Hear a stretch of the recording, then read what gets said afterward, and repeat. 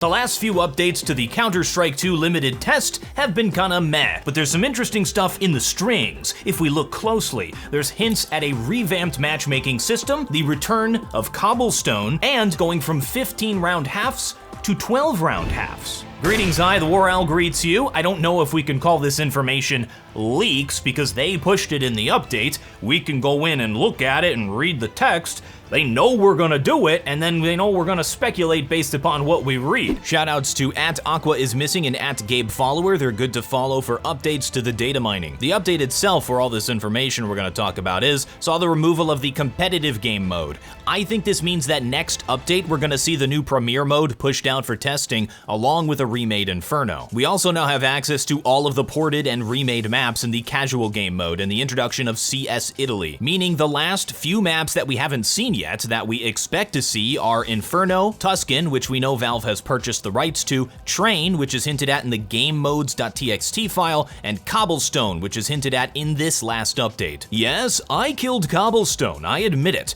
I'm glad I did it. I couldn't bear to see it live in the state it was in. The most interesting thing about this is that we have reference to a snow-themed Cobblestone. I think this could mean one of two likely things. The first is that the new Cobblestone will have snow. Well, we kind of Occam razored it there. And the second is that Cobblestone will have a snow version that can be toggled on and off as a holiday event. Remember that there was a spooky version of Cobblestone as a Halloween event. You know, the version that sucked so bad they had to remove the map from the game permanently and never mention it again? Again, this is all speculation. All we know is that it might snow on Cobblestone. Oh, and that Cobblestone is coming back. We also have what I assume is a glitch where we no longer have player penetration. If this is not a bug, please change it. If it is a bug, please fix it. I'm already in the habit of using my teammates' heads as a makeshift suppressor. Now on to the matchmaking changes. This is the interesting stuff. I'm gonna go through each of the strings that the community has been speculating on and give my educated opinion. First, we have reference to rating and skill group. In Premier, your CS rating is used to find matches appropriate for your skill. Skill group refers to your rank, Master Guardian, Legendary, Eagle, Global Elite, but rating appears to be something new. In Wingman, skill group is used to find matches appropriate for your skill. When Premier mode was introduced to Global Offensive, my instinct was that this was Valve testing new ways to revamp the matchmaking system. This was probably a dry run for what they had planned for Counter-Strike 2. So what is Premier mode gonna look like? Well, we have reference to seasons, with Season 1 being named Beta Season. What's interesting about this is that this is a string that's meant to show to the player, not just code. They've deliberately not referred to the limited test as a beta, so this possibly hints at an actual beta in the near future, maybe an open beta. My prediction is that we'll have seasons, a period of time of competitive play where rating is reset at the end or recalibrated between seasons, but skill group is not. One of the biggest reasons why matchmaking is such hell in Global Offensive is rank decay. The longer you don't play, the lower your rank decays.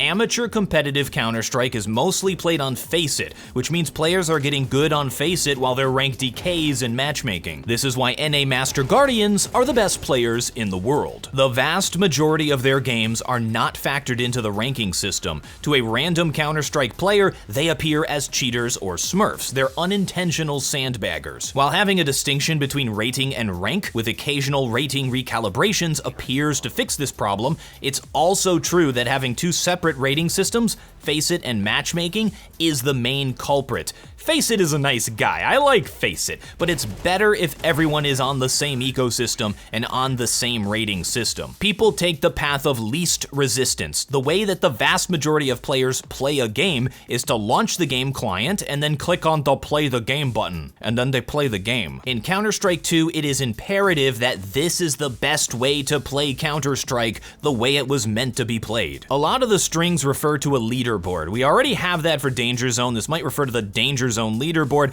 but it looks like there's going to be regional and global leaderboards for Premier mode. The regions listed are World, Africa, Asia, Australia, China, Europe, North America, and South America. Rip in peace, Antarctica. I don't think that means that we're going to have region locks. This is possibly just a way to compare yourself with others in your region. It's extremely rare for players to compete against players in other regions, so realistically, each region has its own skill curve. A DMG player in North America America is not equivalent to a DMG player in Europe. Congratulations! Return carriage, you're now one of the best. Thanks, Mom. From this point on, we require that you register a semi-permanent persona name that will be shown on the leaderboards. Return carriage.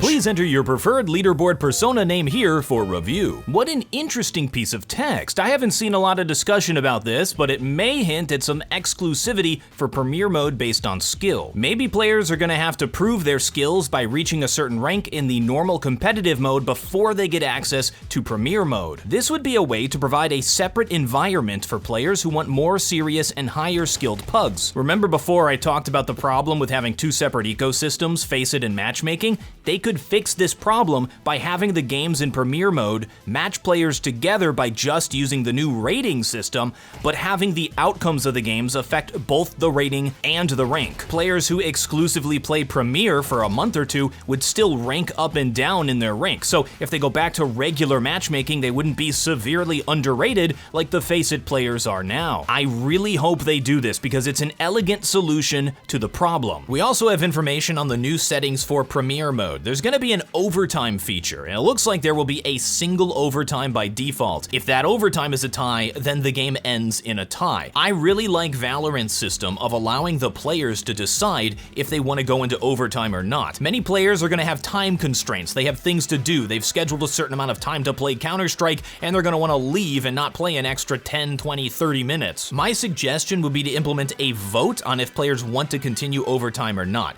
It's okay to just take what the other guys are doing, okay? It's called innovation. There will also be 4 30-second timeouts per team, which really adds to the feeling that we're going to be playing some serious Counter-Strike inside of Premier. The most controversial change is MR12, represented by MP Max Rounds 24. This means we're going to 12-round halves, like the aforementioned child cartoon game. Now, before you nerds start complaining and going, oh, it's like Valorant, so it's bad. I'm old enough to remember playing CS 1.6 with MR12. I don't remember when they made the change to MR15 because I was a child. A lot of the really good design decisions in Valorant are because the developers were big fans of CS 1.6. This is not from Valorant, it's from Counter-Strike. Regardless of where it was inspired from, is MR12 a good idea? The average game of Global Offensive lasts about 38 minutes, which is the maximum amount of time that a wormhole can be sustained. Sometimes they can go as long as an hour. If we reduce that by 20%, we're looking at 30 minutes, which I think is the sweet spot. However, consider that we're adding 2 minutes of timeouts and a potential overtime, as well as the map veto process.